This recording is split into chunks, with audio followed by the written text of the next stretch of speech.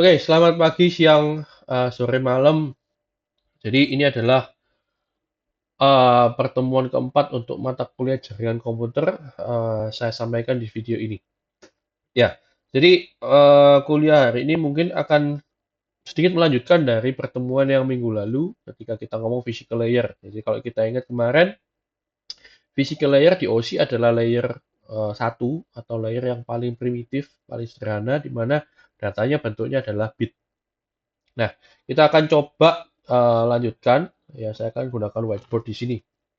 Nah, kalau Anda ingat kemarin ketika kita membahas tentang kabel, ya, kita akan tahu kalau kabel tembaga atau UTP itu panjang maksimalnya adalah 100 meter. Ya, meskipun di dunia nyata ada yang mungkin, ini panjangnya bisa sampai 150 meter, Pak. Ada yang hanya 60 meter udah hilang ya. Itu tergantung dari kualitas kabelnya. Nah, cuman kita tetap berpegang pada patokan standarnya adalah 100 meter.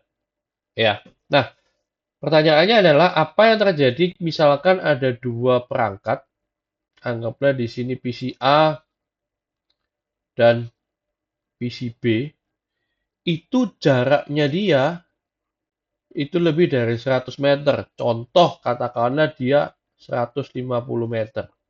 Apakah kita tidak bisa hubungkan dia dengan kabel? Ya. Nah, ya kalau kita menganut prinsip ini tadi, maka tidak bisa. Gitu ya. Nah, kalau kita mau hubungan bagaimana kalau kita mau pakai kabel antar PC ini? Ya. Nah, jadi kalau kita ingat di layer 1, ya, datanya hanya bentuknya adalah bit. Nah, jadi logikanya bisa nggak sih kita gunakan perangkat yang fungsinya hanya untuk memperkuat sinyal yang datang? Jawabnya bisa, gitu ya. Nah, perangkat yang diperlukan adalah namanya repeater. Ya, modelnya dia adalah mengulang sinyal.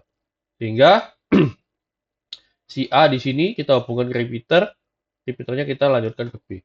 Di mana repeater ini itu dilengkapi dengan sumber tenaga listrik.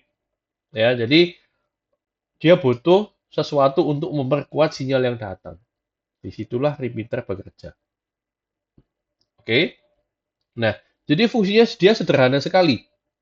Ya, kita ingat layer 1, datanya bentuknya cuma bit. Maka kalau repeater ini dapat bit 1 dari sisi A, maka dia akan juga ngulang bit 1 di sisi B. Dia dapat bit 0 di sisi A, dia akan juga ngirim bit 0 di sisi B. Sesederhana itu. Ya. Jadi fungsinya sederhana. Dia hanya mengulang sinyal. Ya. Nah, sekarang kita coba kalau misalkan kita lihat di paket tracer. Ya, kita lihat di paket tracer seperti ini.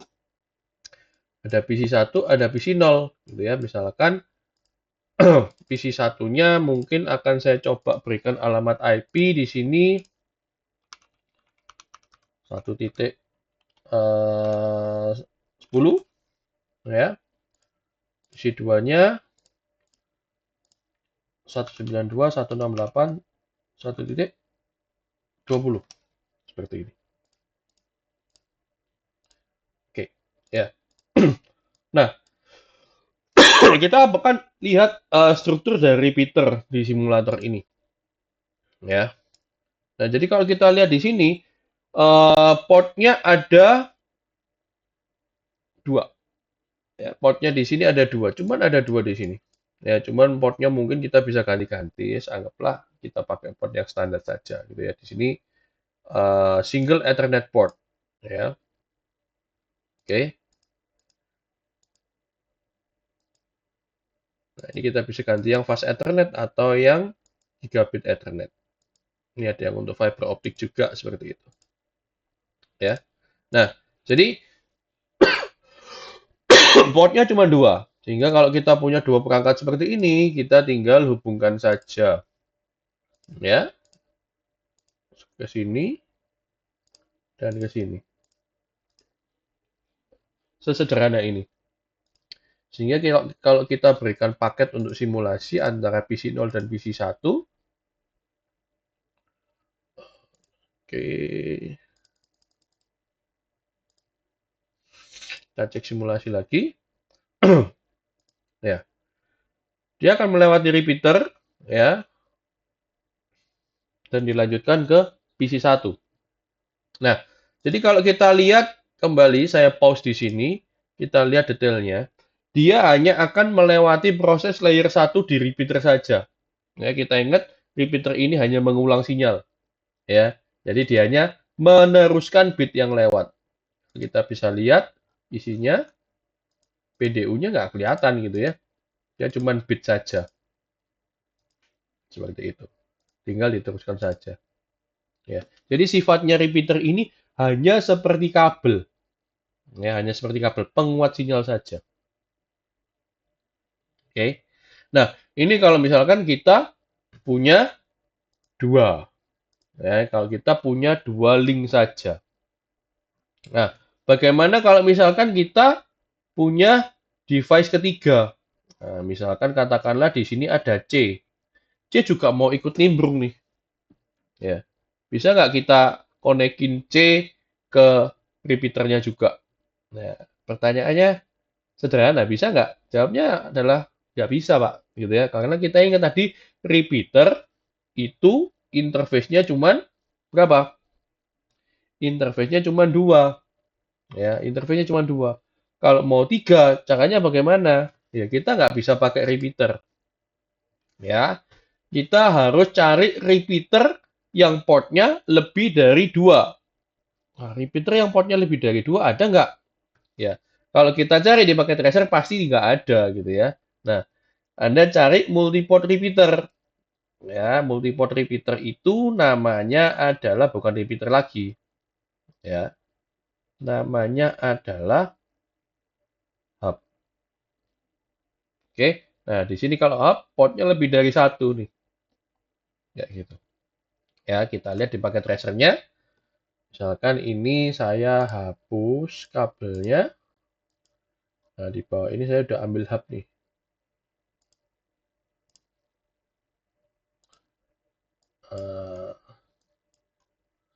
Nah, di sini ada yang namanya hub.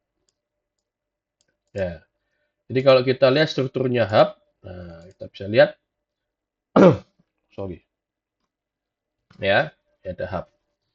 Nah, jadi hub ini portnya bisa lebih dari dua. Jadi di sini contohnya slotnya ada 10, maka kita bisa tambahkan sampai 10 modul di sini. Ya, jadi kalau saya tambahkan satu PC lagi, misalkan di sini ada PC 2, ya, kita coba gabungin, ya, kita coba gabungkan PC 0, PC 1, kemudian PC 2.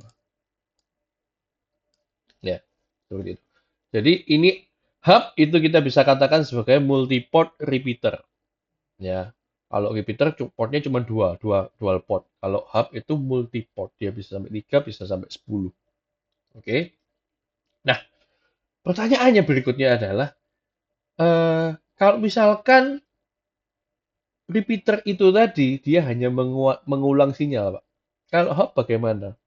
Ya, karena basicnya dia adalah repeater, maka harusnya cara kerjanya dia juga sama seperti repeater, mengulang sinyal.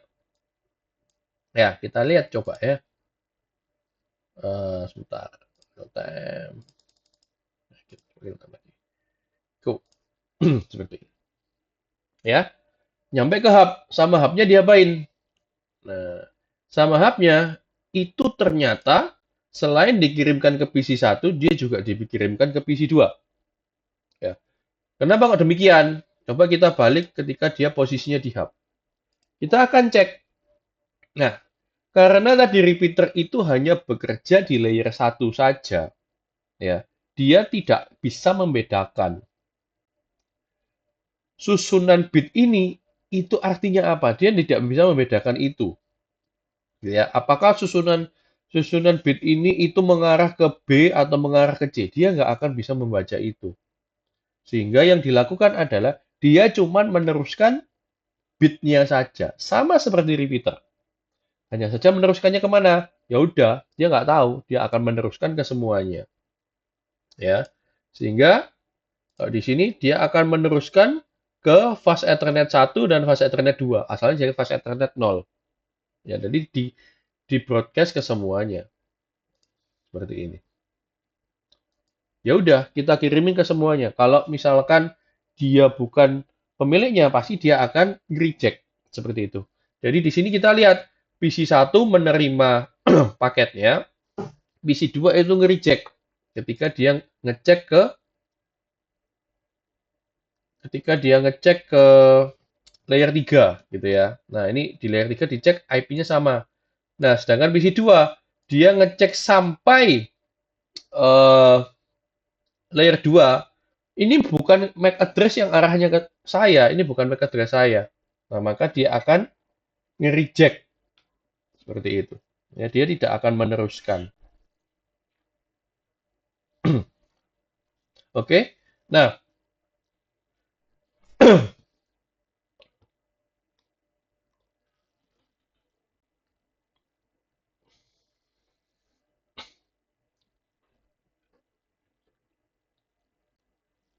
oke. Nah, jadi dari sini kita bisa tahu kalau sebetulnya dengan penggunaan hub ini itu tidak terlalu secure. Ya, karena PC2 meskipun dia akan nge-reject paketnya, tapi ya kalau PC2-nya nakal, itu kita bisa ngeliat isinya. Seperti itu. Nah, itulah salah satu alasan kenapa hub itu saat ini sulit ditemukan di pasaran. Kenapa? Apakah hub itu lebih mahal daripada switch, Pak, untuk saat ini? Sejauh saya ngomong iya, mahal. Cuman mahalnya bukan karena teknologinya dia yang sangat advance atau mumpuni gitu ya, tapi lebih karena hub ini jadi barang yang antik. Jadi barang prasejarah gitu ya. Karena dia sudah nggak ada barunya, maka barang lamanya dijual dengan harga yang mahal. Mungkin seperti itu gitu ya. Tapi bukan karena dia sesuatu yang pinter-pinter banget. Seperti itu. Nah, solusinya apa, Pak? Kan kita punya kerentanan seperti ini gitu ya. Nah, jadi kita bisa gunakan perangkat yang lain gitu ya. Kita bisa gunakan perangkat yang lain. Di sini kita bisa ambil yang namanya switch. Nah, di mana switch ini harusnya dia lebih pintar dibandingkan dengan hub. Bedanya apa? Ya, kita lihat bedanya. Kita coba sambung kabel di sini.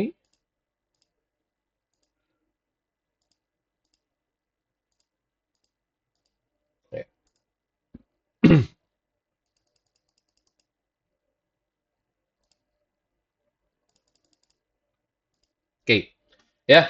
Nah, jadi sebetulnya secara topologinya sama gitu ya, topologinya star.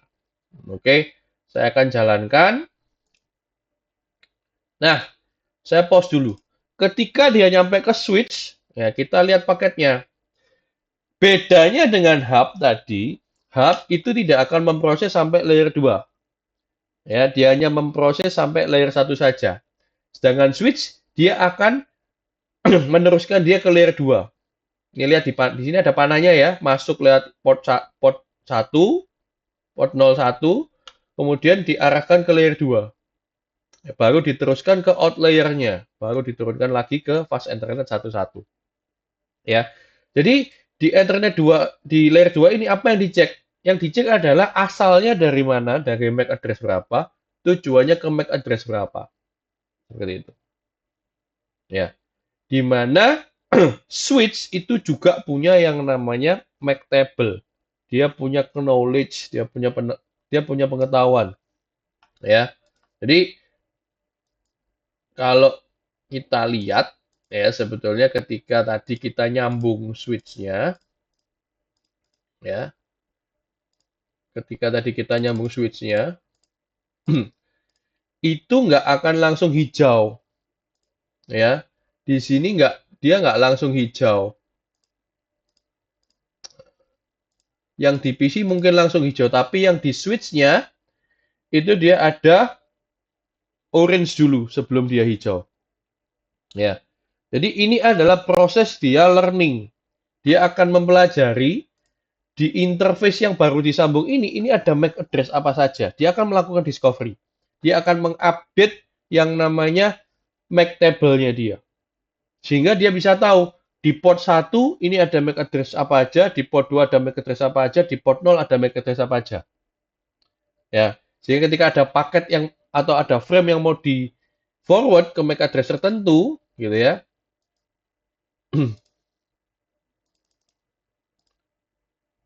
Oke, misalkan di sini tadi dia akan ngecek MAC table-nya. Ya. Sehingga berikutnya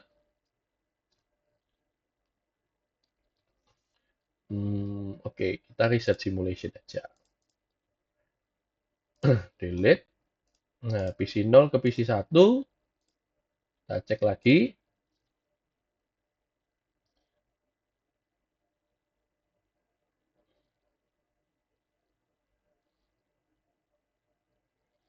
Ya, dia langsung gitu ya, nggak akan nge-forward juga ke PC 2.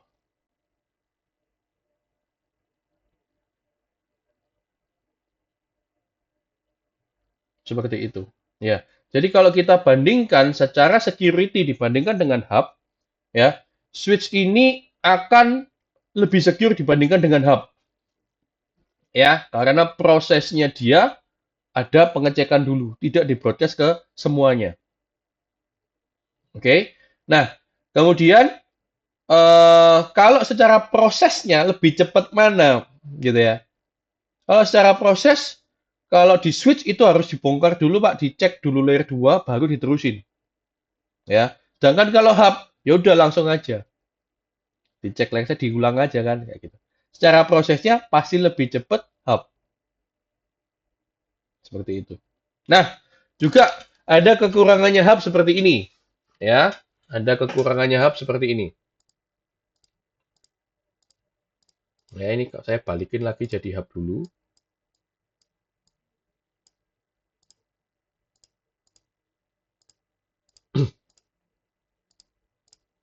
Nah, misalkan nih, gitu ya, hub itu dikatakan sebagai uh, sharing media, medianya share. Jadi, kenapa kok dibilang share? Karena dalam satu waktu, misalkan PC 0 mau ngomong sama PC 1, dalam waktu yang bersamaan, PC 1 mau ngomong sama PC 2 seperti ini. Oh, sorry. Belum ada IP-nya. Kita kasih IP dulu.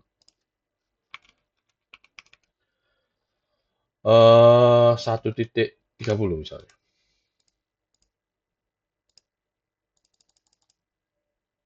Oke. PC 1 ngomong sama PC 2.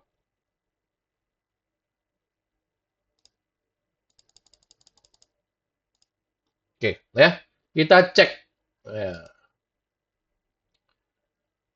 Nah, ketika paketnya ketemu di hub, dia akan terbakar seperti ini. Apa artinya? Gitu ya. This frame has collided with another frame at the device. Artinya ada tabrakan. Ini yang terjadi namanya adalah collision. Ya, karena ketika ngirim paket gitu ya, sama-sama ngirim sinyal. Sinyalnya ketemu di tengah. Arus ketemu arus, ada lonjakan arus. Nah, itu ada satu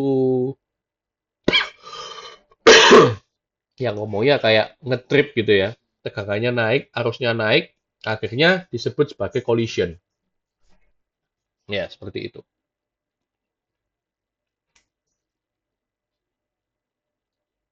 Ya, jadi inilah kenapa dikatakan sebagai share media. Oke.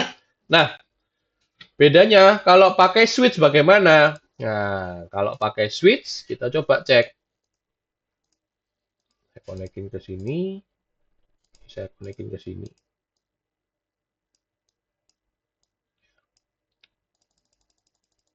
Oke. Kita cek lagi.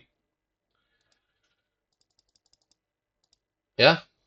Nah, apakah akan ada collision atau apakah akan ada broadcast? Gitu ya. Ya, ternyata nggak ada. Ya.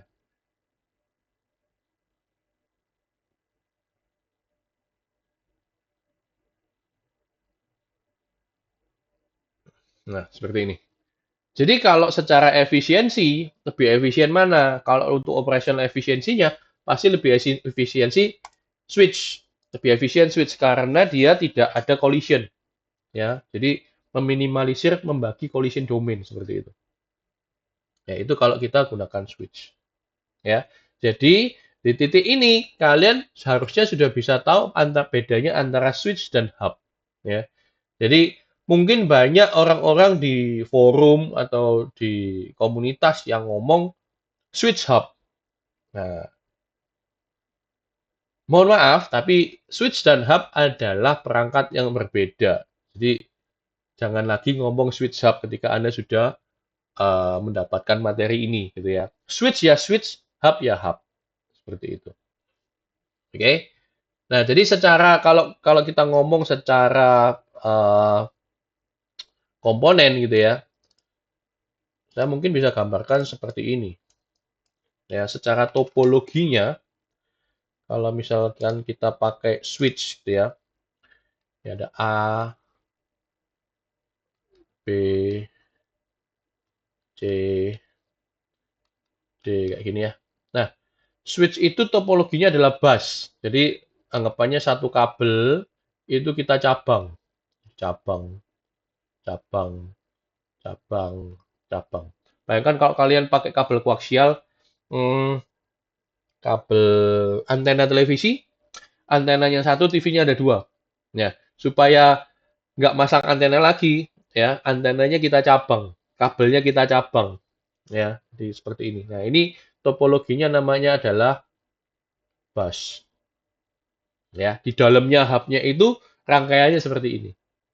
Ya, sedangkan kalau misalkan kita pakai switch gitu ya, contoh A, B, C, D seperti ini. Ya, topologinya jadi kayak gini. A itu punya link ke B, A punya link ke C, A punya link ke D. B punya link ke A, B punya link ke C, B punya link ke D. C punya link ke A, punya ke link ke B, punya link ke D. D punya ke A, punya ke B, punya ke C. Seperti itu. Ini topologinya adalah mesh. Ya, secara topologi, switch itu pakai mesh, hub itu pakai bus. Seperti itu. Ya. Nah, kalau kita kembali ke paket tracer, ya, di sini juga ada satu lagi yang saya kelewatan gitu ya. Namanya adalah bridge. Ya. Bridge itu kayak gimana, Pak? Gitu ya. Bridge itu secara fungsinya dia akan seperti switch. Ya, dia adalah perangkat layer 2. Hanya saja bridge ini portnya hanya 2. Kayak gitu. Jadi repeater yang lebih pintar itu namanya adalah bridge. Seperti itu. Ya. Oke. Nah, jadi mungkin hari ini saya ngomong sampai sini dulu ya. Jadi kalau kalian udah install paket tracer, harusnya minggu ini praktikum gitu ya. Ya, kalau kalian udah dapat paket tracer dari installernya dari asisten, nah silakan Anda coba seperti ini. Oke. Nah, sampai sini dulu. Nanti saya sambung minggu depan ya. Jadi selamat pagi, siang, sore, malam.